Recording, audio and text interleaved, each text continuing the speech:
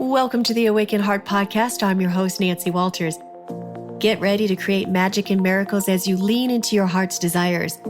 I believe not only does the heart want what it wants, but it knows. This show is a weekly deep dive into what it means to live from an awakened heart. I'll be sharing inspiring stories and real conversations with people just like you, who have turned the ordinary into the extraordinary. My mission is to show you how you too can be connected and heart-centered in every area of your life. Your journey to aligning with more love, more joy, and your wildest dreams come true starts now.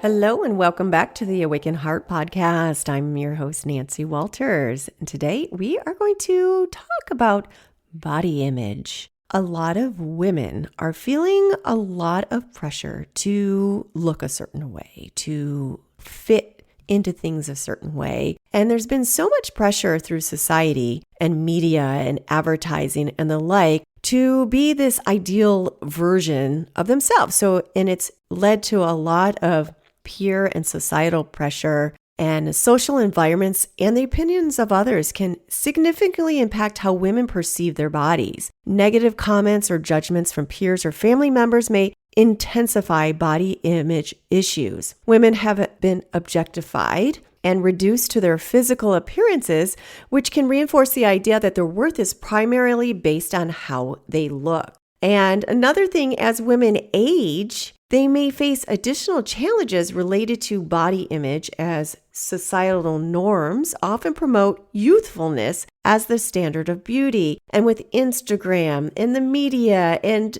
all the filters and all the apps that can really change the entirety of your body. Some people are starting to look like cartoons, and it's led to a lot of pressure and resulting in the happiness of women and the dieting yo-yo and trying the next new thing and the next new fad. How do we embrace ourselves and be healthy and at the same time really love and accept ourselves and our bodies? Today's conversation is with Nina Manolson, who is a body peace coach. She helps people end the war with food and body and finally feel truly at home in their body as it is.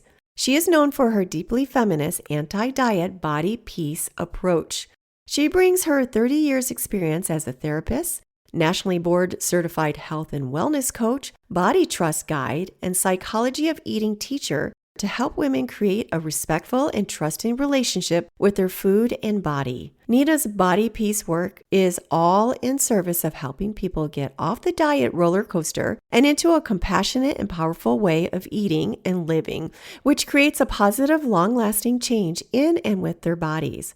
Her courses, coaching, and poetry positively changed the conversation that women are having with their body. She also writes body poems as a way to encourage a shift in the way we talk to and about our body.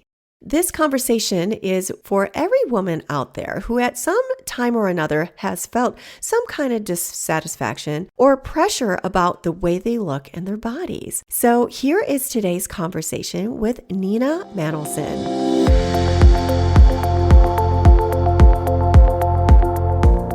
Hi, Nina. Welcome to the Awaken Heart Podcast. Oh, thank you so much, Nancy. It's really a delight to be with you. Thank you. I'm so glad to have you here.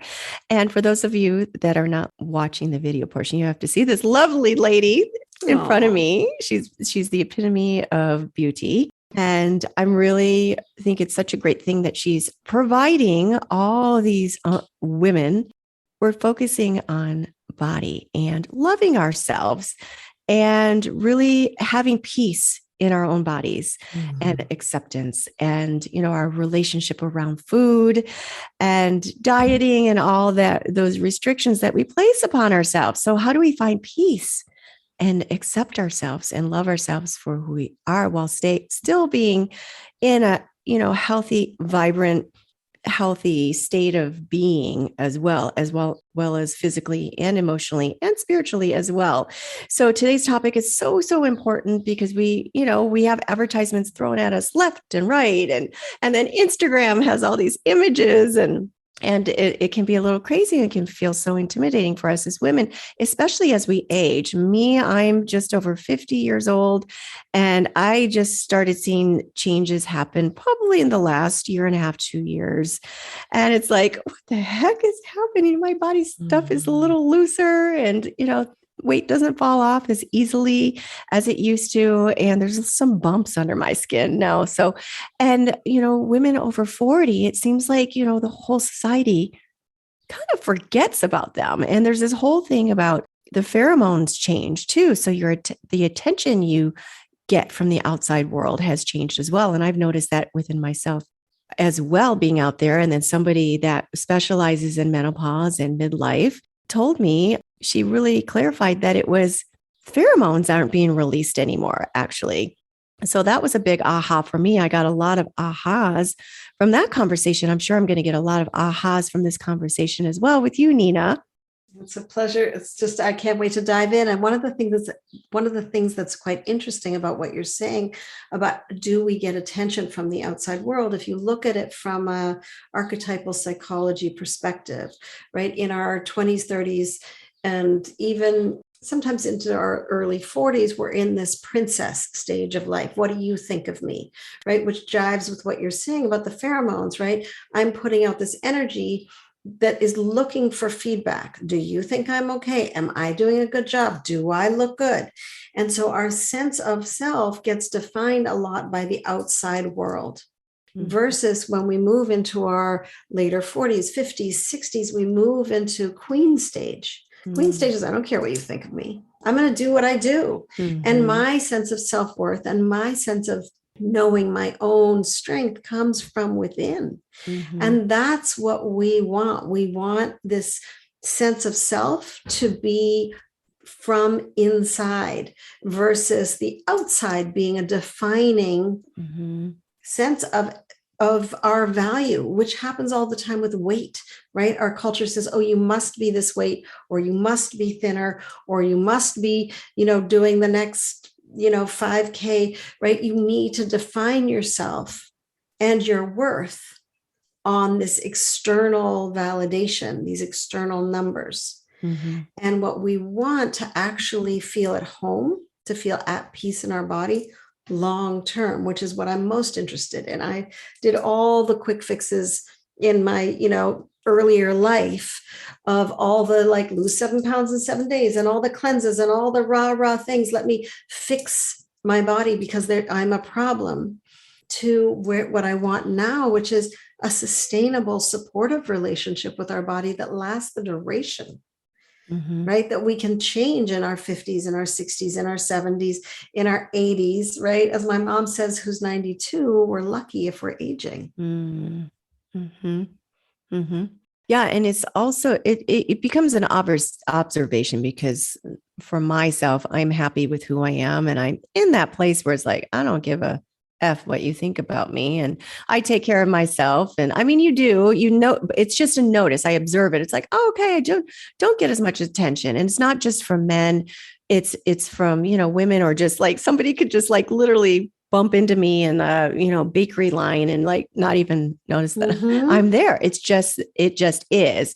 And it's not that I feel that it's taking away my own self-worth. It's like, oh, that's interesting, but I'm okay. I'm okay. And I like who I am. And wow, not having to need that external validation to feel our own self-worth is so, so freeing. And that's what is so beautiful about becoming our age and midlife and being in your 50s, 60s and beyond. Yeah. And then we have to just have a good accepting relationship of the changes that are going to happen, that are inevitable with our bodies. But I think that there's something very powerful to talk about in this place of how women become invisible, because we're no longer in that, oh, if I'm attractive, then I have power. Although that happens, it continues to happen in the life of women, where looks and size become clout, become social currency. But at the same time, our culture is trying to erase us. And how do we take up space in the world? And do we want to? Do you want to have a more internal life where it's like, you know what, I'm happier. I've heard this from many women. I'm actually happier moving through life, being less objectified. I'm doing my own thing. Some women are like, you know what, I want to be acknowledged and I'm going invisible and I'm making myself invisible because I'm feeling shame. So I'm wearing clothes that hide me. I feel ashamed of my body. I don't feel good. And then they don't take up the space that they deserve and the power that they actually hold. And so we have to look at what is our relationship with our body as we age. What is our relationship with our sense of agency and power and social currency? And how do we want to feel truly at home in our bodies so we can feel our best self? And that relationship is the key, right? We're having a relationship with our body. We're not in a management model. It's not like, let me now get really aggressive with the next diet or the next this, or we're actually trying to create a long-term supportive, caring, respectful, honoring relationship with our body where we are in service of this body that we want to last for a long time. So some of the women that are listening to this that might have experienced this or have body image and don't really feel at home, like you're talking about, and accepting, what are some of the first things that you would have them look at in order to begin to start accepting themselves? Yeah. So one of the things is really looking at, where did we get this messaging? So when often what our culture says is, oh, you don't feel good in your body? Okay, great. You're a project. Let's work on this project and let's fix the problem. But that's not it at all. We've all tried those fixes, right? Like you talked about in the very beginning, Nancy, of this idea that so many messages are coming at us around how we should look and what we should do, right? That's $87 billion diet industry that's coming our way. And so we have so much marketing. So if we can unhook from that and go, wait, my body is not a project. And where did I learn that exactly? Where did I get the message? Where did it start, right? I know for me, when I was 9 years old, I was taken to Weight Watchers. Oh, you're getting a little big. And Weight Watchers was sort of in its beginning stages, and it was seen as like, this is a great thing. Much later, I said to my mom, I was like, what the heck were you thinking, taking me for a diet when I was 9? She said, honestly, it was being touted as, this is the healthy way to live.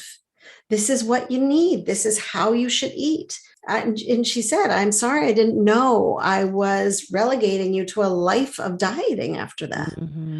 Because all of these diets, whatever the latest, greatest, newest book that's just come out and the newest product, they're all there saying, this is how you become healthy.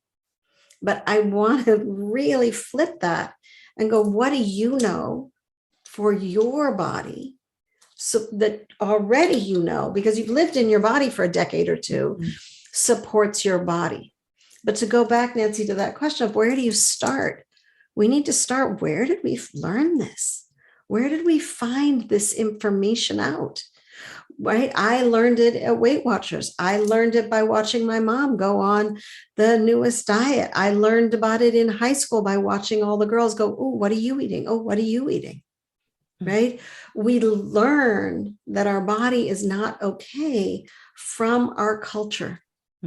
From a culture, even there are women I've worked with that even earlier say, I remember when I was 5 being told I was chubby, being told I was fat, being told not to eat so much, right? We learn this behavior. We learn these beliefs that our body is not okay. And then we get set up on a whole train of, you should fix your body because you are a problem. In fact, there's a colleague that I worked with, and she said, the way that I work with women is I help them treat their bodies like a project, just like they would work on a project at work. And I thought, I don't want to be managed like a project. I am not a project. I am a human being. I want to be cared for. I want to be tended to. I want to be listened to. I want to be honored. And that's what we want, because every time we come in there with the newest, like, let's do this thing, our innate inner rebel shows up and goes, I'm not doing that.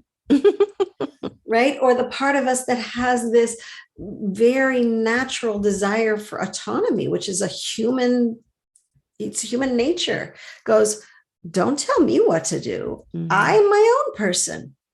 And so every time we start in with the restriction or the new rules or tomorrow I'll start again, we're actually setting up ourselves up for the diet cycle. That's that cycle of, oh, this is great. I'm doing great. I lost weight. I'm feeling awesome. Oh, this is really hard. I can't keep this up. This isn't working. I hate this. Oh my gosh, I cannot do this. Oh, I totally blew it. Now I'm a failure. I feel so much shame. There's something wrong with me. I'm broken. Oh my gosh, there's something really wrong with me. Oh, somebody else is doing this diet. I'll do that diet. And around and around we go on that diet cycle. And we have to get off in order for us to actually claim our own body, our own home. Yeah, it sounds like intuitive based, because somewhere down the road, early on, we made an agreement with ourselves that, like I said, we're fat. I'm at Weight Watchers. I'm chubby or whatnot, and it stuck with us. So it's identifying that agreement, and then listening to your own intuition about what is right for yourself in your own body, and not going into this cookie cutter mode about like the next fad and diet, which is there's always something new. Like there was one that was a cabbage soup diet way back in the 70s that was bad, and a water diet, or what else? Grapefruit diet. Grapefruit diets, all of them, right? All of them. And one of the things that you just said, Nancy, that's so important is you said it feels intuitive, right? So one of the things that I am is an intuitive eating coach. And people are like, yeah, but I don't, like, what's my intuition? I don't, and I hear this all the time. I don't even know what to eat anymore because I've done so many diets. I'm so confused. I feel like I tried this and I can't do that. And I think that name, intuitive eating, is a bit off the mark, because what we want is really what I consider compassionate eating, respectful eating, somatic eating, right? What's going on with our body. And it's not always intuitive to us because we've been trained out of our intuition. We are so good at not listening to our body, right? Oh, I don't need to pee. Oh, I don't need to sleep. Let me just have more coffee, some more chocolate, and I'll just hold my pee until the end of the day, right? I've worked with enough nurses that I'm like, okay, so when you go pee, can you? And she's like, I don't pee, right? So to come back into that place of intuition actually means coming back to a place of body listening, which is a skill we can relearn when we've been trained out. And how would you guide someone into a body listening as opposed to intuition? If you're so not used to listening to your intuition, or you don't know what is real, you don't trust it anymore. You don't trust that intuition because it's led you into all these, rabbit holes of diets before. So how would you have somebody listen to their bodies and eat by listening to it? No, it's a great question, Nancy. And one of the things that happens when we're trained out of the listening is we are in this place of, wait, I don't know. I don't know what I feel. And also what happens when I say, well, listen to your body, people go, well, but then I'll just eat bonbons all day long, because what I want is, like, I don't know, Snickers bars from morning to night or whatever it is. And so there's a couple things that have to happen. One, we need to honor the parts of us that are like, wait, someone's listening. Okay, then my little kid is going to respond. I need candy. I need ice cream, right? Because she's often very loud. The little kid who's been put on a diet 5 million times, right? She's like, someone's listening. Well, let me tell you what I want, because yesterday you said I couldn't eat this, and the day before I couldn't eat this other thing. So I'm going to tell you I want ice cream. So part of it is we want to actually make space for the parts of us that get pushed away and that are yelling for attention. right? So we want to make space for those voices that we think, well, this is my intuition. This is what I know. It's sometimes the parts of us that are just yelling to be heard because we override them or we say they're not okay, especially that little kid part that wants a treat, that wants attention. But there's another superpower in body listening, and that is interceptive awareness. So interceptive awareness, many of us know proprioceptive awareness. Proprioceptive awareness is that ability to walk through a door without banging into the sides, right? Being able to navigate through a restaurant and get between all the tables. That's proprioceptive awareness. Where am I? And where are things in the room, right? Interoceptive awareness is what's happening inside my body. Interceptive awareness answers the question, what do I feel right now? Often when I ask people, what do I feel right now? They're like, I don't know. Well, I think this and I think that, and I think this. So a big part of cultivating body peace, which is the work that I do, is we have to actually be in our body. And so many of us live neck up. I think this, I know this about how many points, how many calories, how many grams, but I don't know how I actually feel or what my body needs, right? Because we've learned how to cut it off. The women that I work with all know, they all know all the things. They could literally write their own books on nutrition. It's never, the problem is never lack of information. The issue is, how do I go from all the knowing into all the actual sensing and feeling and listening and trusting our body? And it's that gives us that sense of, I'm okay. When I walk into a room, I'm not comparing myself to other people. When I have a reunion in a month, I'm not doing the diet math in my head. Oh my gosh. So it's in 4 weeks, then I need to lose 2 pounds. And then if I do this many calories, right? All of that is in our head. This work and the work of aging well means coming into our body and listening to her and honoring her. And that's what we really want to invest in. And what you're saying so much resonates with masculine and feminine energies, where a lot of us are in our masculine headspace, which we all got them intertwined in us, masculine, feminine energies, but we're so in our heads, and that's, thinking, doing, action. That's such a masculine energy. And when we can rest into our femininity, which is so natural to us as women, that's where our intuition, that's where our listening, that's where we're connected back to our body. So it's also returning to your beautiful innate femininity. And it just encompasses everything, Yes, 100%. That masculine, feminine archetypal perspective is so important to bring into this conversation, Nancy. And it's not men and women. We all have masculine, we all have feminine, but we as women have been trained to treat our body from the masculine model, right? Baseball, how many calories, how many grams, how many points? We're tracking stats. We are not a game. We are not a bunch of statistics. We are a living, breathing, feeling, knowing organism.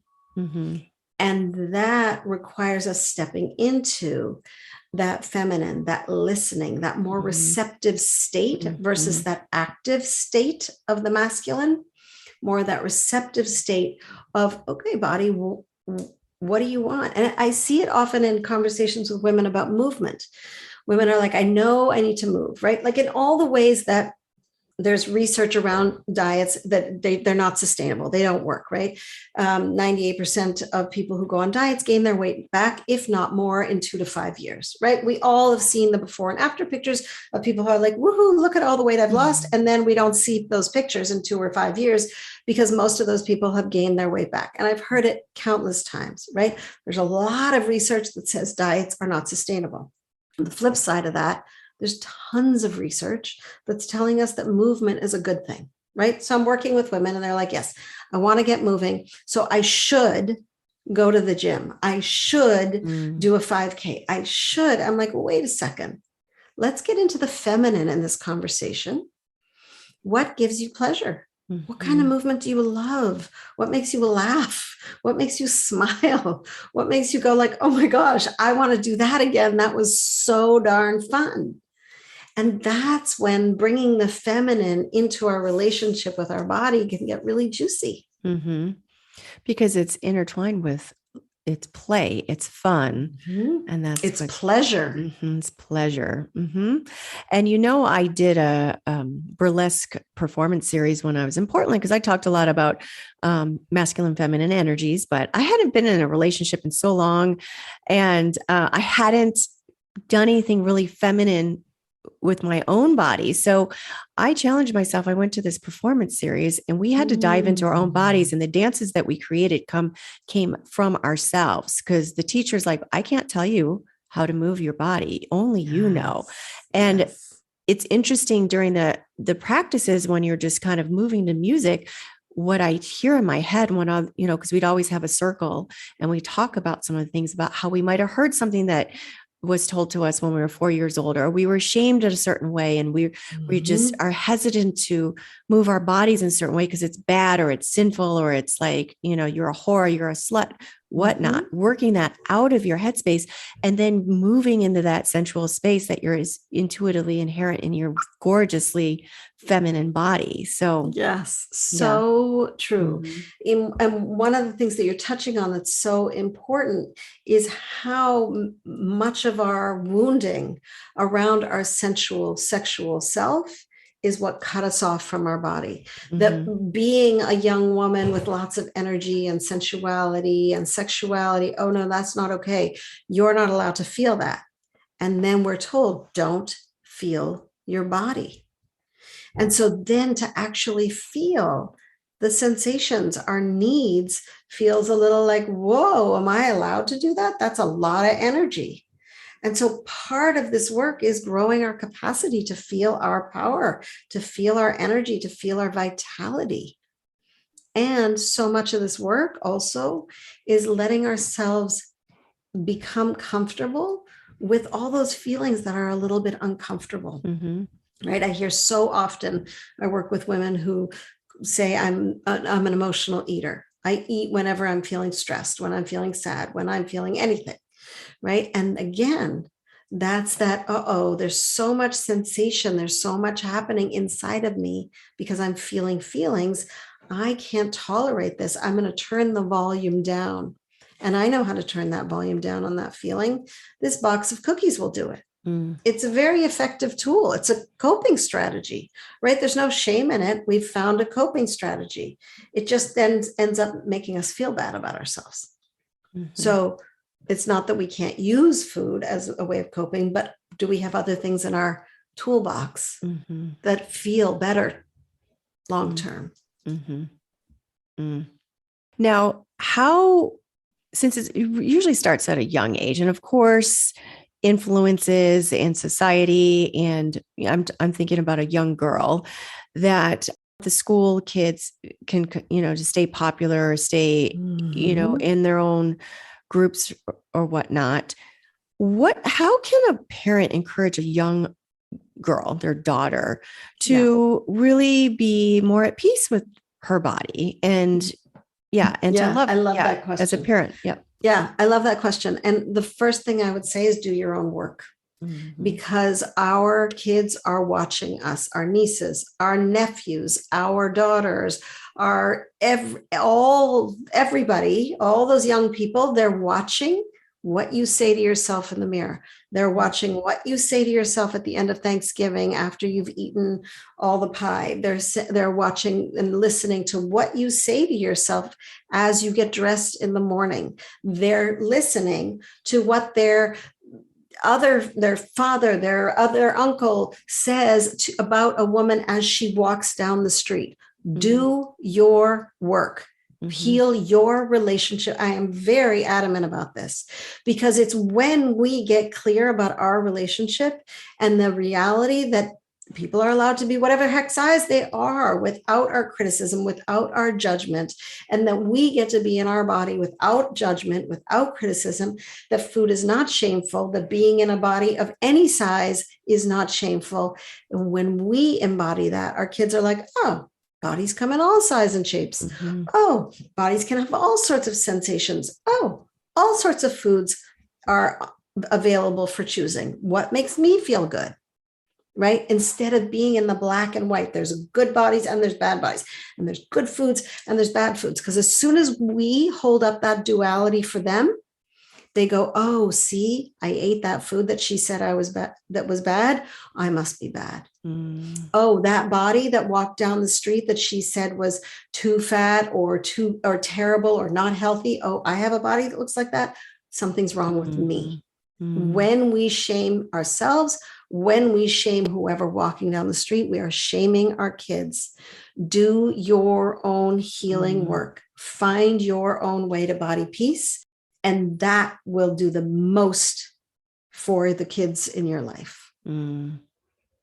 So true. Take care of your own stuff first, because your kids are going to watch and listen. And they are always, they always are. Right. Even when we say, oh, no, that's not true. And they're listening. Right. What are the conversations you're having with your girlfriends? What are the conversations? Right. How does your mother talk to you? How do you talk to your sister? They're listening to all those conversations. When women get together and go, oh, what diet are you doing? Oh, you lost weight. You look so good. Or they walk in the room and everybody goes, oh, you lost weight. How'd you do it? They are listening.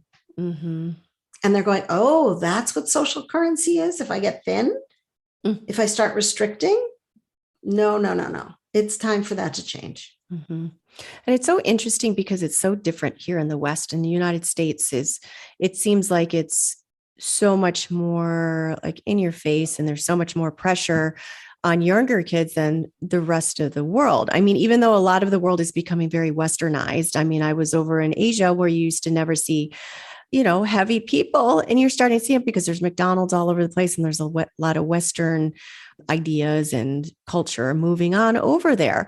But you be in these other countries, it's more about family. It's like you're enjoying your food and you're eating and you're taking your time eating, you're enjoying your wine, you're having your creamy sauces. In France, you're eating all these rich foods, but of course you're walking more.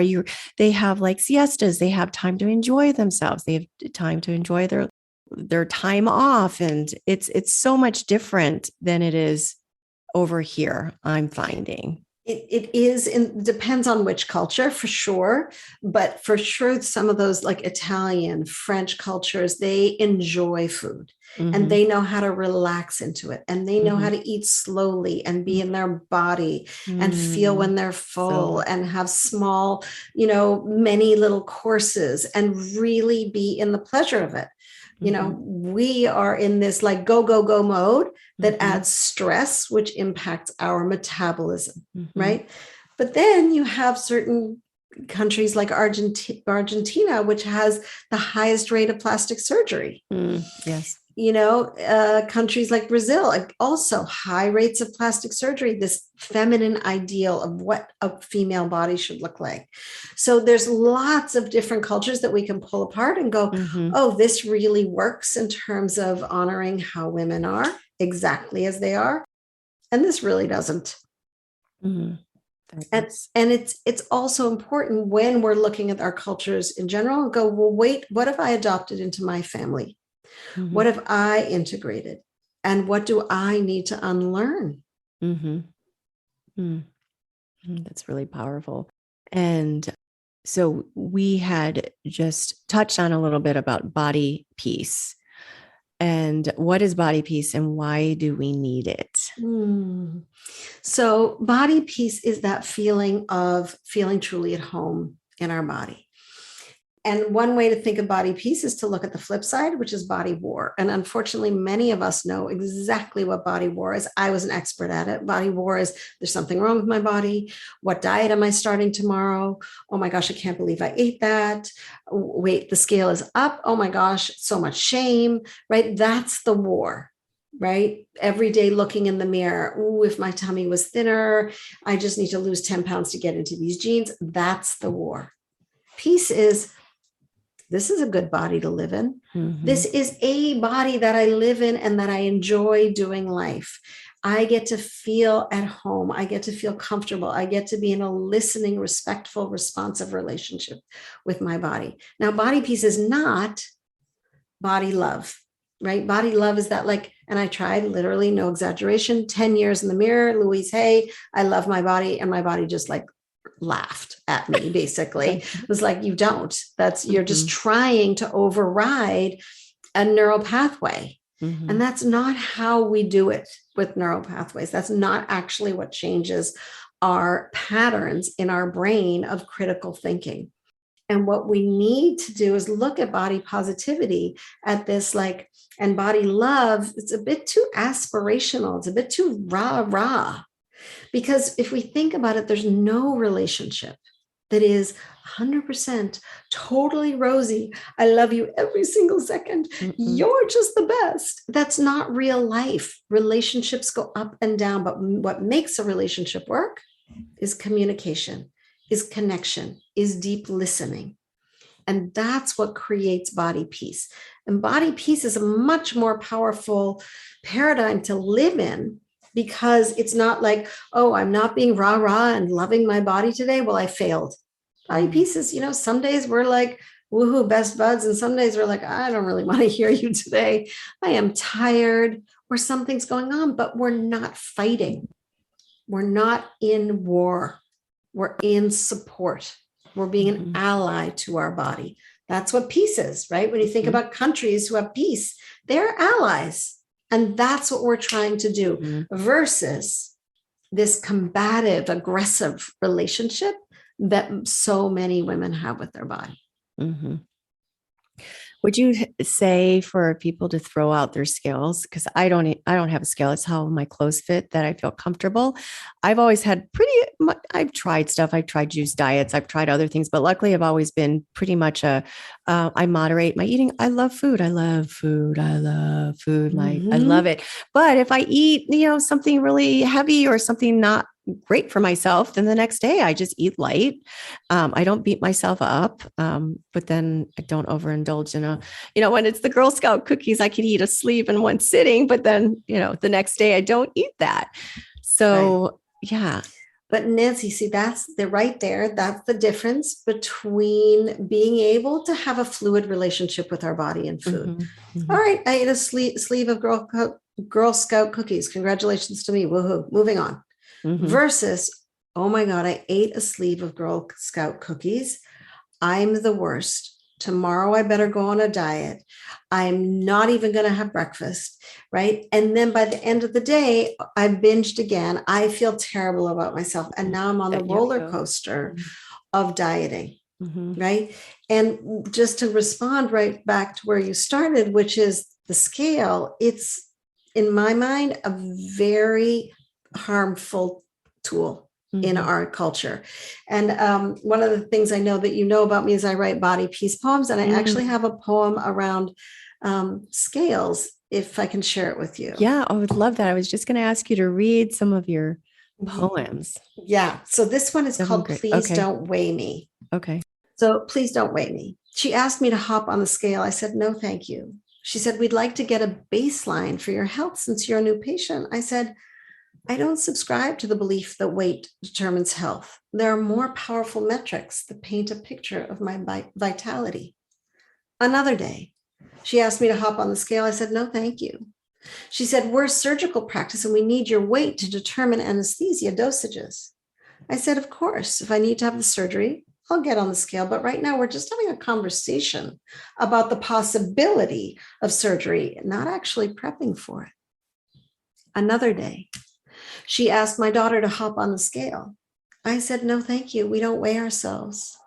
I know that your mission is to support healing, but your scale and you weighing my daughter is not healing. It's harmful. It buys into the diet culture's message that thin is better, that there's a specific number that we are aiming for. Your scale interrupts my daughter's ability to trust her body. Your measurements have her measuring her self-worth against a number. I am fighting for my ability to listen to my own body cues. I am desperately trying to defend my daughter from the impact of a culture that values a particular size over substance. I am advocating for women to have a relationship with their body that is based on internal cues, not external numbers. Given my history of dieting and scale addiction, if you weigh me now, you will be doing harm to my mental health instead of supporting my overall health. So please don't weigh me. I love it. I love it. You never think about that going into a doctor's office. You just get on the scale and it's like, oh shit. No, and you don't have to. Can I take my shoes off? Have to. Yeah, right? No, they always you don't weigh have more. To. Okay, well, that's. And here's my tip to people who have a scale and who are like, you know what would life be like without a scale? If you're not willing to toss it out, this is my advice. You take the scale, right? If it's the kind that's like on the floor that you can pick up, you put it in a bag. You take that bag, you tie 2 knots in it. Then you take that bag with the 2 knots, knot side down, put it in another bag, tie 2 knots in it. Then you take that package of the scale, double bagged, and you put it either in your attic or your basement or your garage, somewhere you are unlikely to get undressed and take your shoes off, because we know how we do it, right? I know it from years of weighing myself. Take the shoes off, any jewelry that would weigh anything, right? Get it all off. Right. So move that scale away, because if you're tempted, you will then have to go to the attic, the basement, or the garage. You will have to get it out of the bags. And in that time, you can ask yourself this very important question. What am I asking the scale to tell me? Right? What am I asking the scale to tell me? Am I asking the scale to tell me, you've been eating so healthy, good for you, pat on the head, good girl? Or am I asking the scale to say, oh, you've been bad. You've been eating too much. You should start managing your body. You should get on the next diet, right? Either message is not actually helpful to us. So really asking yourself, what am I wanting here? And what would be more supportive? It's a bit of work to go through all those steps in order to open. And it is, right? When you're going to the scale, you're feeling bad about yourself. Yes.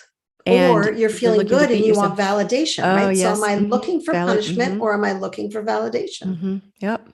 Right? If I'm looking for validation, can I give it to myself? I feel like I've been really taking care of myself. How does that feel? How does it feel? We're back to interceptive awareness. How does it feel? How do I know from the inside, not from some random scale number? And if I'm feeling like, you know what, I'm feeling like I'm looking for punishment. Oh, what am I feeling shame about? What's really going on? Right? Because often when we're feeling shame about our body or food, there's another feeling underneath. Yeah, that totally makes sense. It's something that's going on inside of us that's causing us to want that external validation. Yes. Or punish ourselves. Absolutely. Instead of doing the work. Absolutely.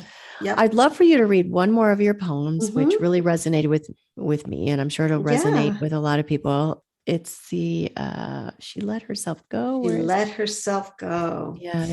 Yeah. So this is a pretty recent poem. And I've been working, more and more around women and their relationship, their body as they're aging. So this is a poem that came to me. And it's called She's Let Herself Go. He said, you've let yourself go. Yes, I have let myself go. I stopped wearing Spanx. I stopped counting macros, points, and calories. I said no to the Botox. I let the gray show. The truth is, I did let myself go. I let myself relax. I let go of expectations. I've let myself be at home in my skin. I let myself have pleasure. I let myself feel and rage. I let myself listen in. I let myself not care about what everyone else thinks. I let myself free. That is so beautiful and so freeing. And I find a lot of women who get into their 40s and their 50s, we come to that place where we're just so loving and accepting of ourselves that we're like, you know what? I'm free. I'm beautiful. I'm beautiful just the way I am. And I love and accept myself that way. I love that one. I can Yeah. resonate. And also he said, oh, you let yourself go. We've heard that. We've all heard that before. Right. And Nancy, I would love, I do know women who are like, yes, I feel more at home. I love the process of aging. I feel freer in my body. But I've also worked with countless women who are like, they come to me and saying, I don't want to die hating my body. Yes. And feeling like they're still in the struggle. And to those women, I would say it doesn't have to be that way. We can make that change. We can actually change the relationship, just like any other relationship that's important to us, right? Often when I'm on a plane and someone goes, so what do you do? And if I say I'm a body peace coach, they'd be like, huh? So I say I'm a couples counselor, except for instead of working with a woman and her partner, I work with a woman and her body to create a relationship that feels good. It feels supportive. Well, wonderful. I love everything that you're doing, everything that we've talked about here in this episode. But I would love for my audience to find out how to work with you, or what do you have? Do you have anything coming up that you're really excited about? So there's a couple of ways to connect. One is to start with a free practicing body peace journal. It's on my website, bodypeacewithnina.com, all one word, bodypeacewithnina.com. And it's 20 questions that I would ask you if you were sitting with me in a session, right? About your relationship, unpacking your relationship. And it has a few of my body poems that I didn't share with you today. So they're in that practicing body peace journal. That's a great way to get started.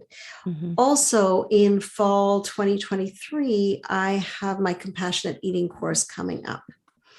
So that's a very powerful beginning step of, if I'm having unwanted eating behavior or I'm struggling with my relationship with my body, how do I create a more compassionate relationship with food and eating? So those are two really powerful ways to really start on your own body peace path, because that's the path we want to be on.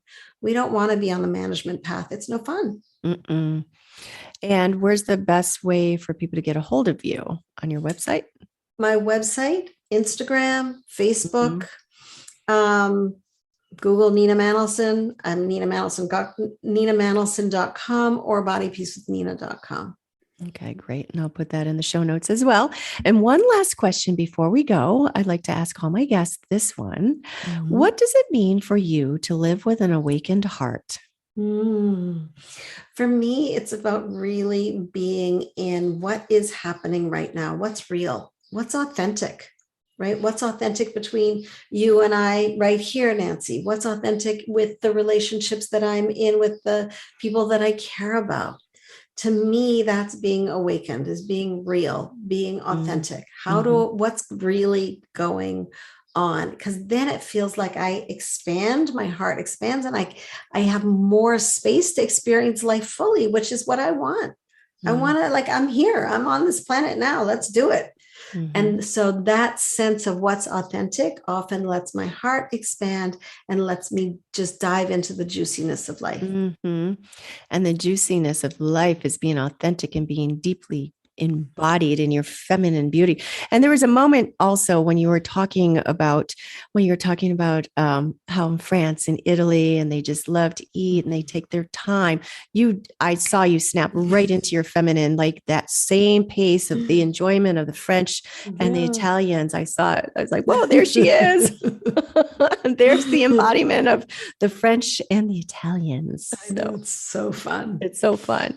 Well, thank you so much, Nina, for being on today and giving all your insights and wisdom and encouragement and inspiration. And I hope you have a wonderful rest of your day. Thank you. Thank you. Thank you for listening to this week's episode of the Awaken Heart Podcast. If you've enjoyed what you've heard today, share it with a friend. And if you haven't already, head on over to your favorite podcast app to subscribe, rate, and review. If you have any comments, questions, or feedback, you can reach me at theawakenheartpodcast.com.